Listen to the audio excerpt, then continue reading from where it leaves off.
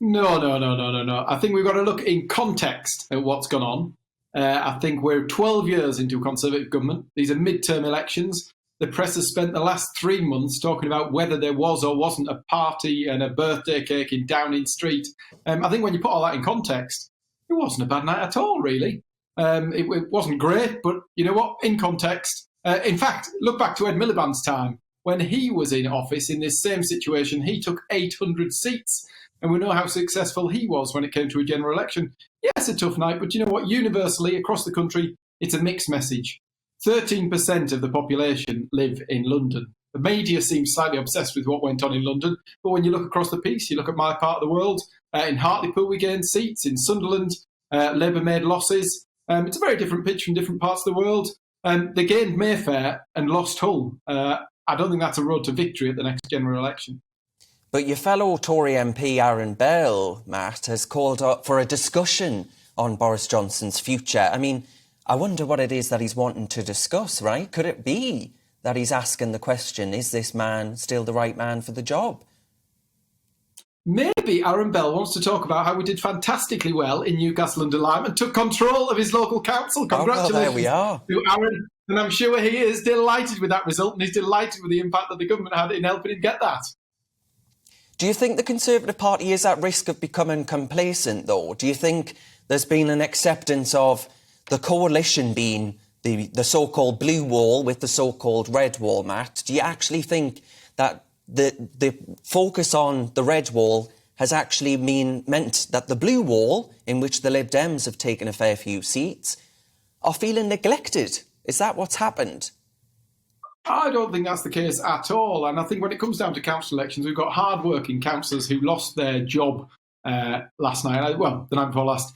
I think that's a really sad situation. But I don't think there's any complacency anywhere. I think we're out there fighting to win seats, fighting to deliver good local authorities. Actually, the big losers, the big people who lost out most as a result of the local elections, are the people in Westminster who've enjoyed the lowest council tax in the country, or the people in Wandsworth who enjoyed the second lowest council tax in the country. Because I'm fairly confident that looking at Labour controlling those councils, it'll be a very different story to be told in a few years' time. And those people will probably come back begging to have their Conservative council reinstalled. Yeah, I mean, Matt, I tell you what, when I told my mother the council tax rates that I used to pay when I lived in Wandsworth compared to that which we pay in Durham, she was quite shocked and quite visibly angry. But Matt, putting that to one side, Labour's results, right? All right, they did OK. Do you feel that they're progressing at such a rate, Sir Keir Starmer is progressing at such a rate, that he's a potential threat to MPs like you? I think, you know what, when we look at our part of the world, Darren, our part of the world up north, everything is about people who've took the chance on us this time, people who'd always voted Labour because their mum did and their granny did and whoever else did.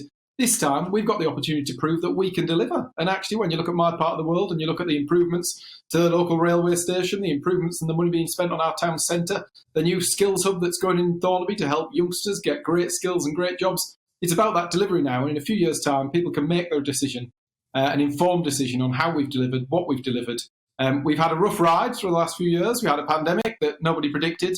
We've now got a global cost of living crisis that nobody would ever want to see our residents put through. And it's about how we deal with that, how we get on, how we ensure that there are great jobs for people out there and we ensure that the economy's on the up.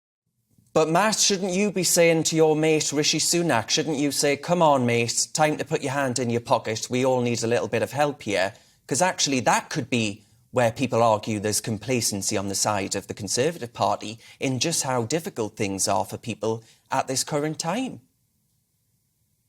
One of the reasons that people vote for the Conservative Party is because of the sound economic management and the management of our economy that they know comes with a Conservative government. And actually, during the pandemic, there was money there to support people. We paid the wages of 13.5 million people. And the only reason we could do that is because in the good time, we managed the economy properly, made sure that cash was there. And at the moment, because we've spent so much money during that pandemic supporting people, keeping our economy in good nick, we actually have an interest bill this year of £83 billion, fortunes. So we've got to make sure that we balance things out because money doesn't grow on trees. What we spend has got to be taken from somebody. But actually, we come out of the economy, we've got all the decisions right. We came out of the pandemic in a good way, the fastest growing economy in the G7, more people on payroll in work than there were at the beginning of the pandemic. So the economic disaster that was predicted for the end of the pandemic didn't happen. And now we've got to steer our way through this crisis,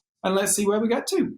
Right. I mean, the Sir Keir Starmer, of course, thanks to your MP, well, partly thanks to your MP, your colleague, neighbour, not too far away, Richard Holden in northwest Durham, he wrote a letter to the Durham police, who have reopened, or at least opened, an investigation into Sir Keir Starmer's conduct during a lockdown. Now, do you actually think that this is going to amount to anything? And if it does, do you think it's a resigning matter for Sir Keir Starmer?